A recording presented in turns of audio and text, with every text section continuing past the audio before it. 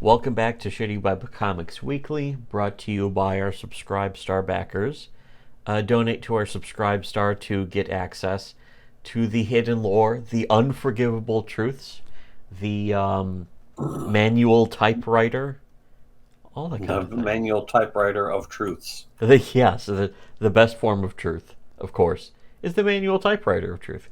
So, just continuing with the Yakubian lore of Yakub. Yakubinator. The Yakubinator. Oh, that's it. I can do that. I can reference that stupid Saturday Night Live skit. Did Die, they ever die, make a die, movie out of that Yakub. skit? If you do a Trump impression or an Arnold, You're gay. you're gay. But anyway, speaking of Or gay, Nick has ever done a Trump impression or an Arnie impression. that's true. He's gay. The I mean Nick Rekieta is gay. Why am I mentioning that? Because it's true. And if you want to know more We about really that, should. donate to our Really shouldn't subscribe get off star. track like this. Oh yeah, Damn it! you know you're right. But speaking of gay, Yakub sitting around in his laboratory, my laboratory. That's what he's saying in the actual comic. Is he's going my laboratory while holding a magnet and Why are surrounded you by referencing potion Londo from bottles. Babylon 5 when you say that, though? Classic battle. The part where Yakub cuts his hand and just says dead, dead, dead, which is a reference, of course, to Casino. Anyways, no. The first panel is Yakub sitting in his laboratory, of course. The caption says, while all this destruction was happening, Yakub was calmly. He Oh, says, he's so cool.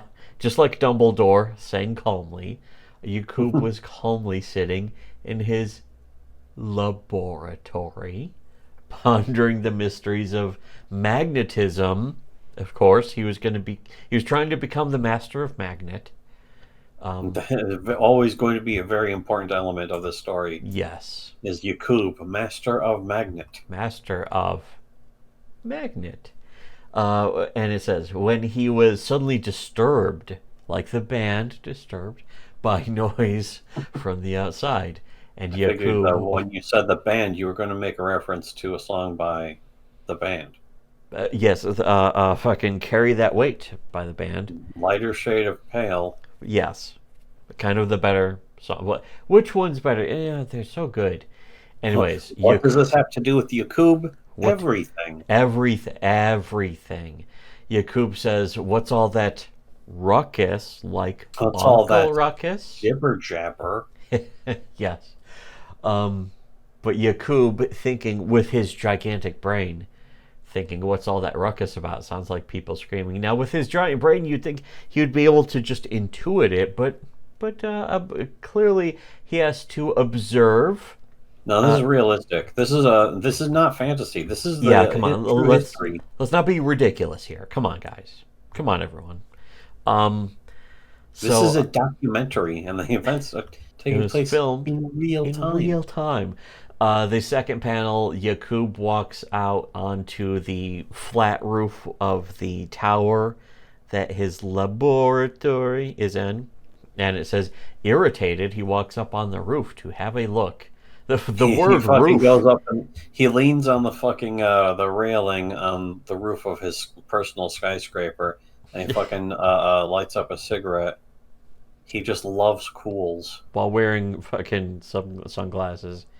He loves Cools, the minty flavor. But anyways, the top of the roof of his laboratory house prison tower just has a hole right in the middle. Is that almost suggestive? It doesn't. You know, it doesn't look too suggestive. But when you think about it, perhaps. But anyways, the third panel is him standing on top of the roof of his laboratory house arrest tower and says, "It's them." And the next one is Yakub, and it's old Yakub. Like, he's missing teeth, his eyebrows are gray. He doesn't have hair because, of course, he never had hair. But he has even more lines over his head and face to indicate how much older he is. He actually looks physically. Again, this is a great example of Here, in fact, I'm zooming in. It's not just an Guys, I'm amazing zooming story. in. It's not just an incredible, engaging story. Yes. It's also very well drawn. Yeah, well, that's the thing is that there's that old rule. We mentioned that in previous episodes. The more lines you have on a face, the older someone looks. This guy did lines on the face to denote the shading of the skin color, but they're thin lines for the skin color and then thicker lines to indicate the actual age. And actually, you can see if you look closely, crow's feet.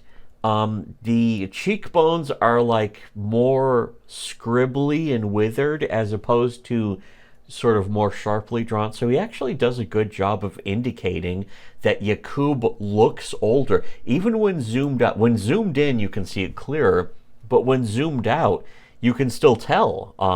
It's actually it's a very interesting detail, but it's a good teachable moment, as the Squiddos say, I guess. Yeah, I wonder if there's somebody who's currently trying to do big independent comics who thinks that they're great, but doesn't even rise to the level of this.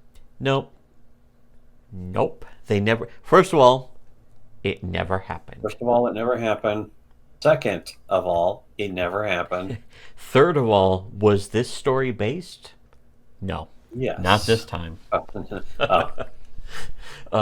But anyways, the caption says, "At the sight of Mecca burning like a hellish inferno, Yakub bursts out into maniacal laughter." And it's old Yakub. His eyebrows look grayer, and again, there's details in the face. He's missing. It's not that he's missing teeth, but there's like prominent, just two prominent teeth to indicate that the rest are missing. So again, that's an interesting sort of cartooning detail about how to indicate. That's why and how making a more cartoonish style for a face is actually better for indicating details to facial expressions, emotions, and also for age, as this shows. If you've ever read Understanding Comics by Scott McCloud, whatever you think about that book or Scott McCloud, if Scott McCloud is the most insane I think there's no shitlib ever, that, you should still read that book. Understanding Comics by Scott McCloud should be like, especially for somebody who wants to get into comics and hasn't read the book, you should read the book. You need to have read it. It's actually an entertaining book on its own, by the way. It's not just a book that you can learn from. It's actually fun to read. I remember reading it. I remember just seeing it on a table. I consider that to be important too, by the way. Yes. Again, another very important element that not enough people give credit to is writing. Yeah, that's specifically a writing skill. When something's entertaining to read, that's something only a writer can do, not an artist. But also at the same time, it's the aspect of of teaching people about comics and about learning about how to make comics the best. Is that it sort of takes that skill. I don't want to hear any excuse from anybody about how they don't think people should read that book. Or that they will overlook the skill of writing when making comics. If you're making comics, the first and most important skill is knowing how to write. And it's simply more than just writing the details of what happens in each panel. You have to understand the basics of story structure, which is not hard, but most people in comics in America have zero understanding of it. It's a big problem if you're supposed to be writing and you can't even admit that you can't write. Mm-hmm. If you actually think you're a great writer just because I don't even know why you would think that delusionally, but there's a lot of people out there missing the desire, by the way.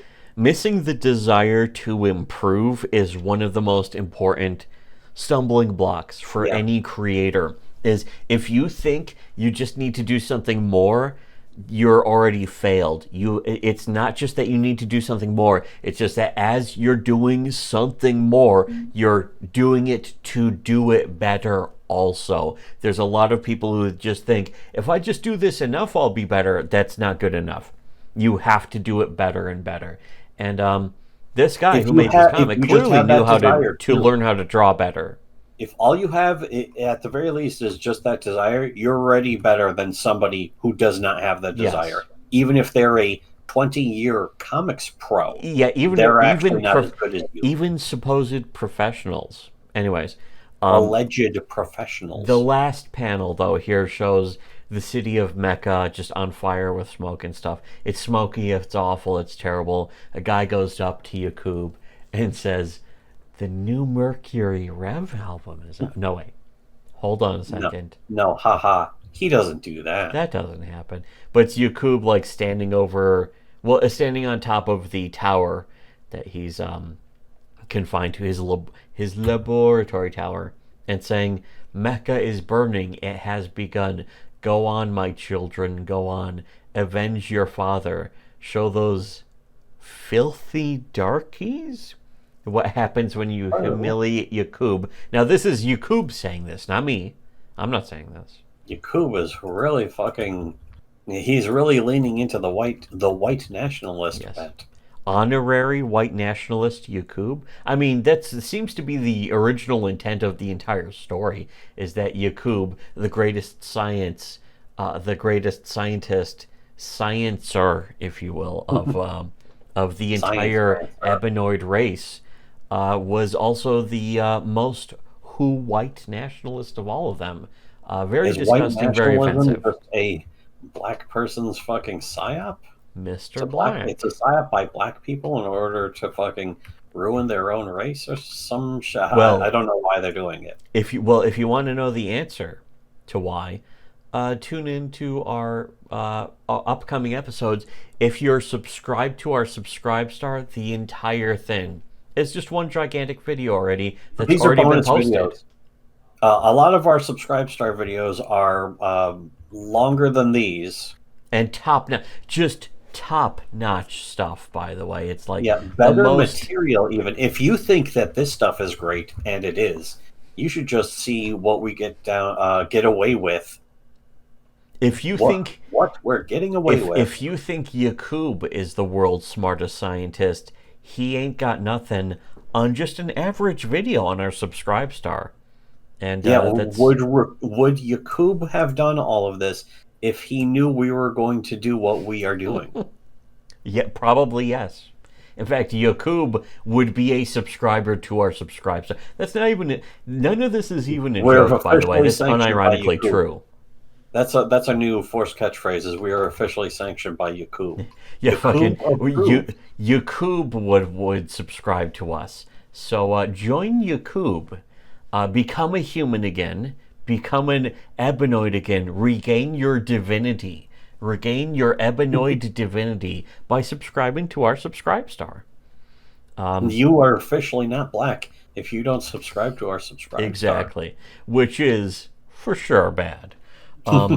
We've been getting a lot of new subscribers lately, by the way. When you're hearing this, just recently, and by just recently, it'll be several months prior to but this, also, when you're hearing this right now, also, we just got new subscribers too. That's how good we are. Months in advance, we're able to call that? Yes. I don't know if we can even say why. I know why. There are many reasons. Well, here's the primary reason why, is because we're correct. We've been proven right. Years in advance. People are finding out that we've been right all along. That's why we've been getting so many new subscribers lately. There was a big blow up. It's pretty cool, It's cool. Yakub would certainly approve. So again, check us out. Check out the upcoming episodes. These are continuing. Donate to our Subscribe Star. Become PayPig. For everybody else, though, should have listened to Shitty Webcomics.